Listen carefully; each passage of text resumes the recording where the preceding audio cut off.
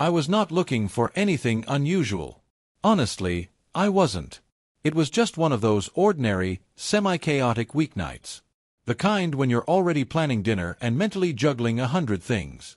Brianna was getting ready for her night out, hair half pinned up, standing in front of the mirror in our bedroom, wondering if her top was too much for a business hangout. I told her it looked beautiful, which it did, and she gave me that smile she does when she is distracted.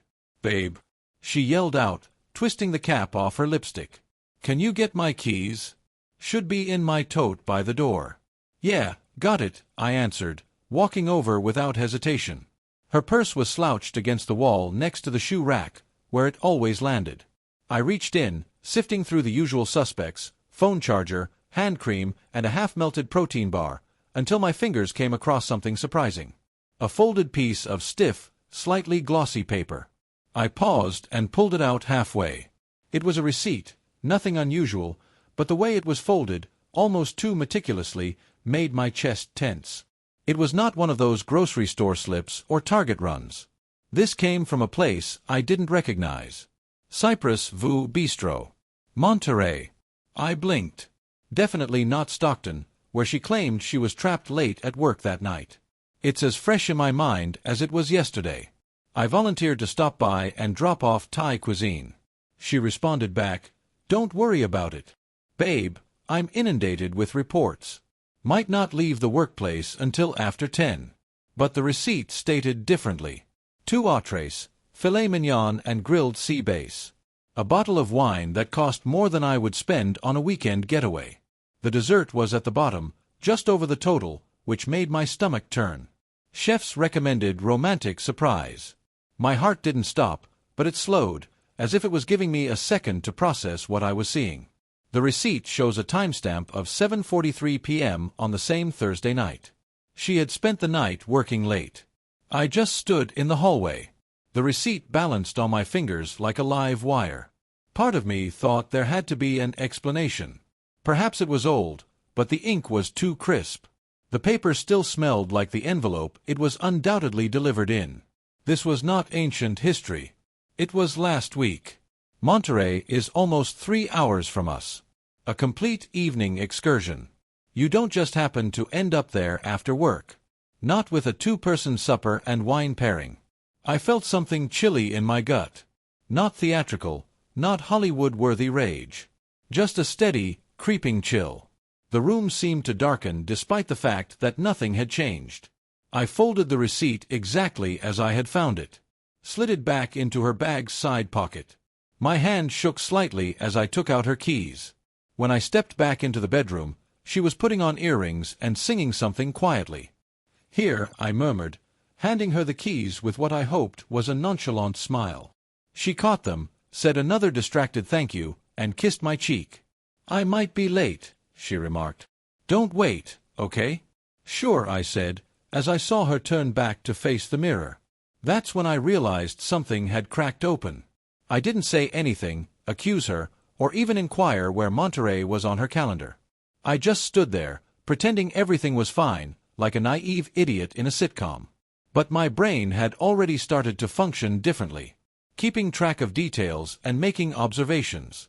She walked out of the house 5 minutes later, her heels clicking softly on the tile, perfume lingering in the air long after the door closed behind her. And I stood there in quiet, staring at the door. Because I'd asked a question I couldn't take back. Who the hell was she eating dinner with in Monterey? The receipt lingered in my mind for days. Every time Brianna smiled at me, every casual kiss, every love you threw over her shoulder before departing. All of this worked against the printed slip of truth at the back of my mind. I didn't confront her. I didn't even hint about it. Instead, I left everything precisely the same on the surface. But below, I was watching, listening, and doing math. And none of it added up. First came the wine. She doesn't even like wine, claiming it gives her headaches. But the bottle indicated on the receipt was a Pinot Noir. Top shelf, imported. She once told me that Pinot tasted like sour cherry juice spilled in a shoe, and now she's drinking it in Monterey with whom? Then comes the entree filet mignon. She is not a vegetarian, but she avoids red meat as if it were poison. She hasn't eaten steak since she saw the video about factory farms. We even had an argument once because I grilled ribeyes and she complained that it smelled like violence. Nonetheless, it was medium rare that night. And the dessert is a romantic surprise. That was more than simply a dessert, it was an atmosphere, a theme. You do not order something with the word romantic in it by accident. It's not the chef's pleasant treat or a date night sampler. Romantic is a conscious choice. The longer I sat with it, the more the timeline shifted. She said she was swamped with reports, couldn't call, and barely texted back. But Monterey isn't right around the corner. You don't finish a full day of work, hit traffic, and get in time for a fancy dinner unless you leave early.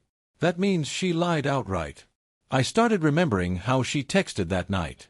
Short, dry, overwhelmed, and still in the office. "Let's talk tomorrow." I recall thinking, damn, she must be exhausted. I went to bed early that night, thinking I'd give her some room. Meanwhile, she was on the seashore with someone, drinking wine and sharing sweet surprises. And this is the bit that really messed me up. She didn't even try to disguise the receipt very well. It was in her luggage, not torn or thrown into a jacket pocket at the back of her wardrobe. It was nicely folded, like a keepsake. That made me believe it was important to her, and worth remembering.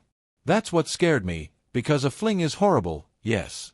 But something sentimental implies attachment, feeling, or intention. After that night, small details began to stick out. Her phone was constantly on quiet. Not only is it silent, but it is also flipped face down with the screen hidden. She started showering as soon as she arrived home. That was new. In her washing, I saw a silky black blouse that I didn't identify. She also wore a different perfume than normal. This one was spicier and sharper, as indicated by the asterisks. I once joked, "Are you trying out something new?" She grinned and said, "You noticed," then walked away before I could ask any further questions. And then there was her mood, lighter, giddier. She started humming while cooking again, just like she did when we first started dating. But here's the kicker, she was not like that with me. That intensity, that light, was not for me. I was now just the roommate, providing a convenient background. The next girls' night was on Friday. She said it nonchalantly while drinking her iced coffee. "Oh, Amara and I are going out to drink after work, and we could stay late." I questioned if it was the same area as the last time. She blinked once, only once, and nodded. "Yes, I think so." I smiled calmly. "Tell her I said hello." But within, I was already compiling a list. I checked my phone after she departed and began looking up the location using the receipt. Pictures of Cypress View Bistro were everywhere. String lights, candlelit patio, and a stunning ocean view. The kind of place you go when you want to impress someone. That was when it dawned on me, this was not the place to work through spreadsheets. This wasn't just a falsehood, it was effort and planning. She desired and chose this. That night, I stayed up until around 2 in the morning. She didn't text or call. When she finally came through the door, her cheeks burned with cold. Her hair was slightly wind-blown, and she smelled of the same harsh, strange perfume. She pulled off her shoes and whispered, "Sorry for the long night, babe." "We had fun, and I'm delighted you did as well," I said without looking up from the couch. She didn't notice anything in my voice, or perhaps she did but disregarded it. Either way, I knew she was no longer mine. Something inside her changed after her second late night out. Initially, it was simple to attribute the symptoms to stress or exhaustion, but once I began looking for them, they were impossible to ignore. It was in the way she moved around the house, like if she didn't live there anymore. Her routine remained the same technically, with the same cereal, morning playlist, and mug with a little chip on the rim that she refused to throw away, but she was gone emotionally. Her laughter did not last long. Her "I love you" sounded pre-recorded. Her eyes stopped settling on me in the same manner. They used to settle, linger, and keep something warm. But suddenly, even though we were in the same room, it felt like she was somewhere else. She was almost halfway through the chapter, like if I were a bookmark in the book. Her telephone habits altered abruptly. It never left her side. Not when she used the restroom or shower. I once walked past the bathroom door and heard her voice. Hushed low, and the moment she opened it and saw me, she smiled as if nothing had occurred, saying, "Just Amara, talking about her nightmare boss again." I nodded, and she sped past me. But here's the thing. I saw Amara 2 days later in the grocery store. We made small conversation and giggled about how much we despised self-checkout lanes. Amara grimaced as I casually commented how overworked Brianna must be. Yes, maybe. I haven't seen her in a while, she admitted, placing frozen peas into her cart. She has been absent for some time. I simply smiled and nodded. But within, the shiver I'd been feeling since the Monterey receipt crept deeper into my bones.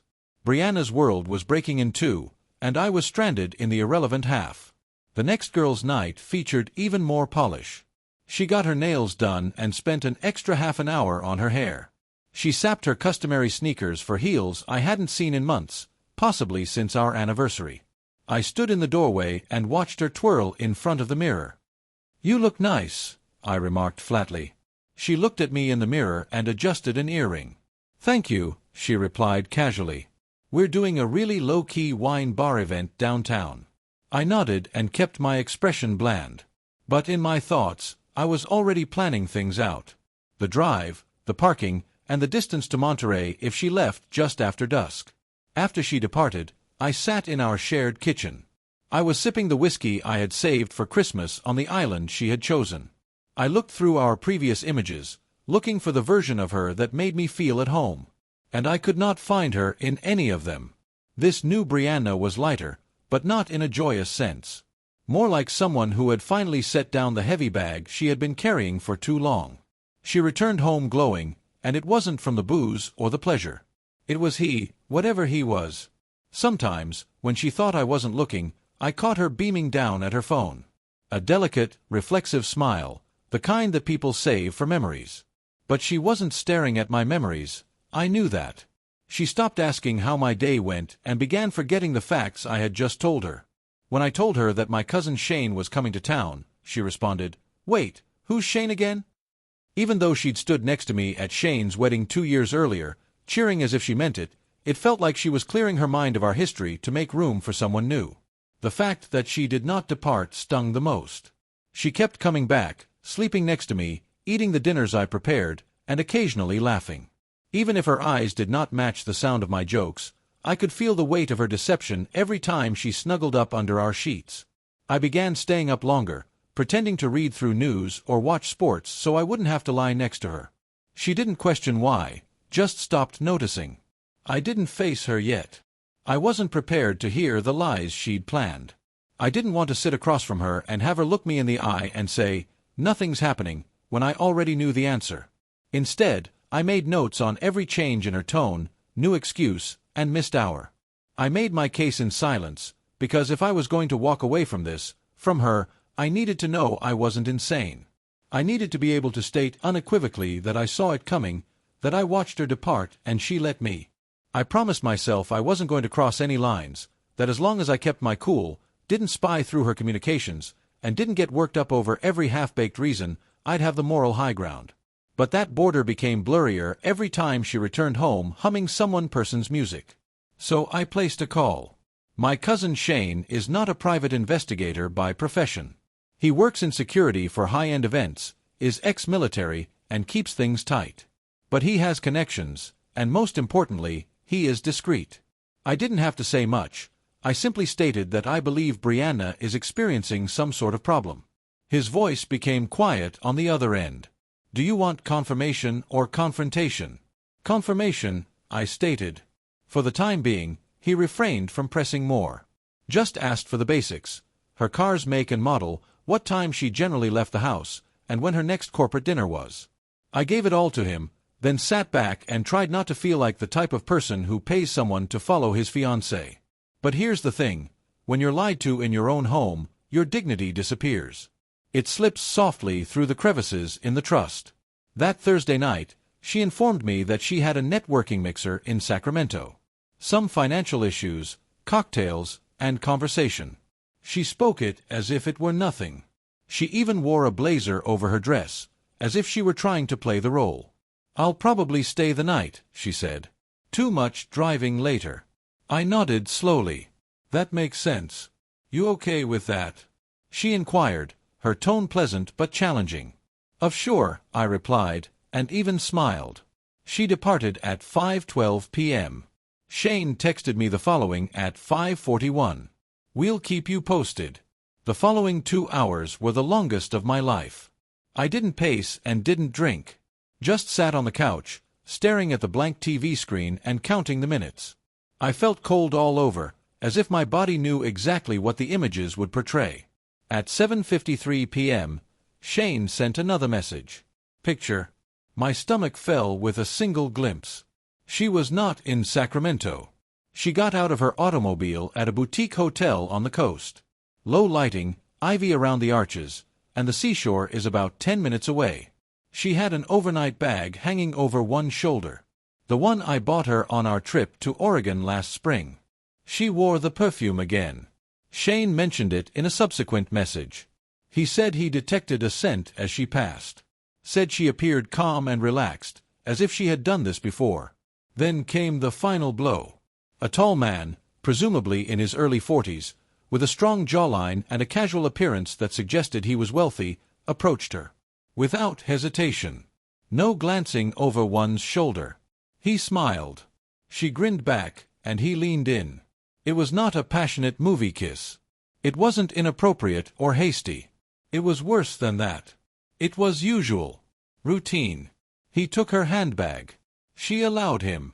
They walked inside together. Like a pair who has done this before.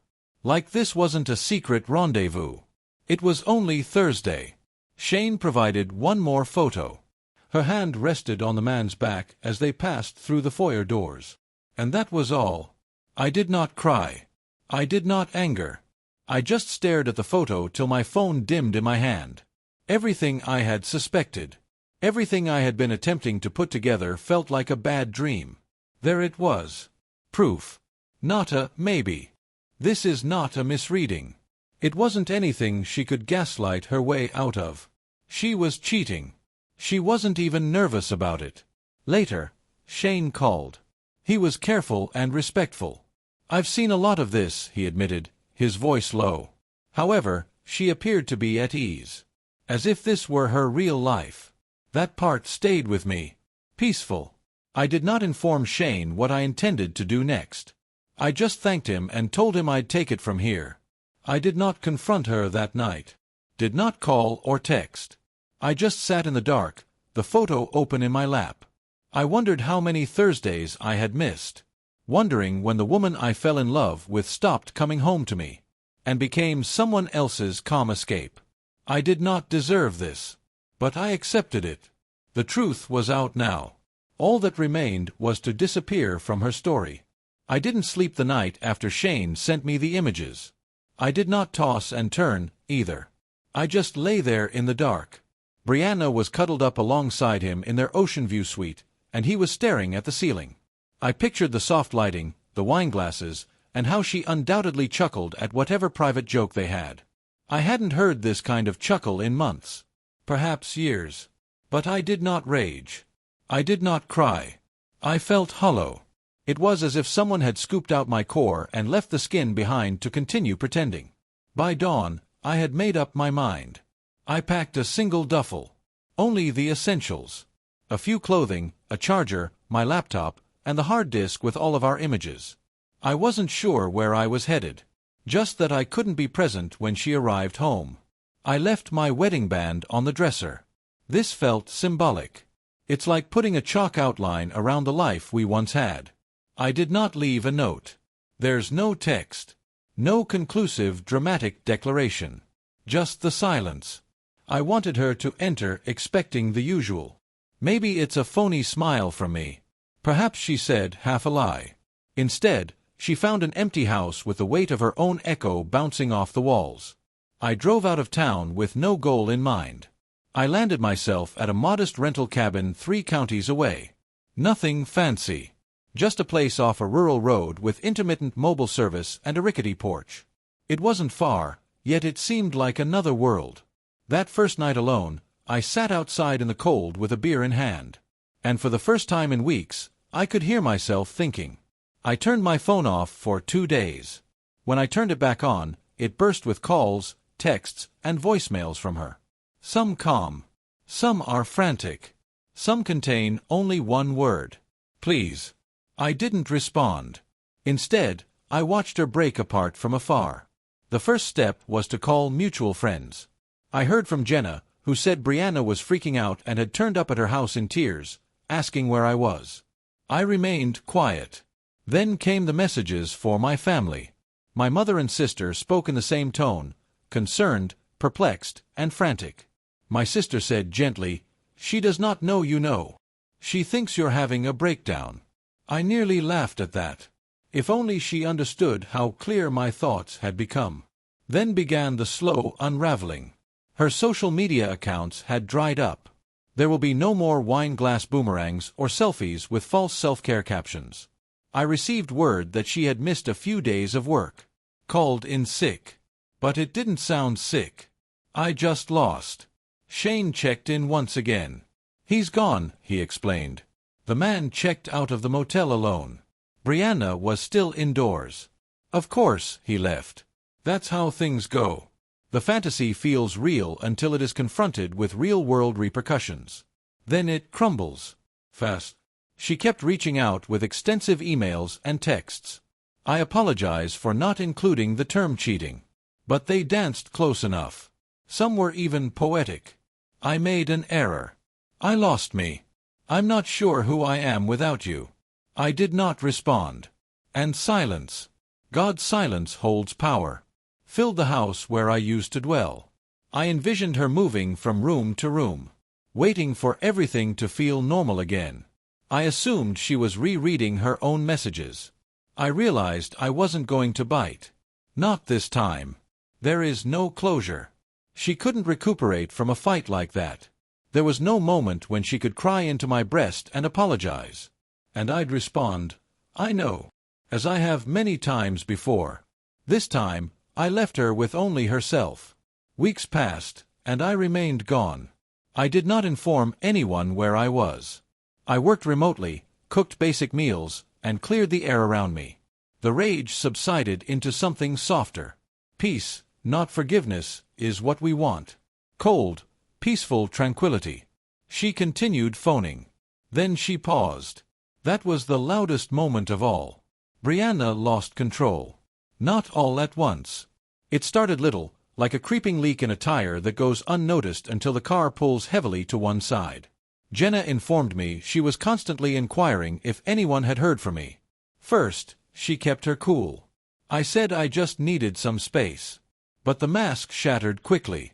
She continued contacting my workplace and even emailed my supervisor. They claimed it was an emergency. He asked if I was okay. I told him that I was okay, and that if she sought out again, she would receive no response. By the end of the second month, she had stopped attending work events.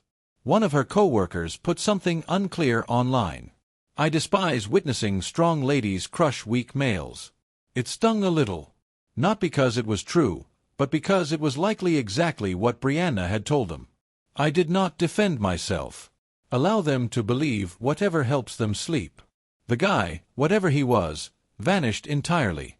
Shane could not find him, and Brianna never mentioned him again. Perhaps he ghosted her.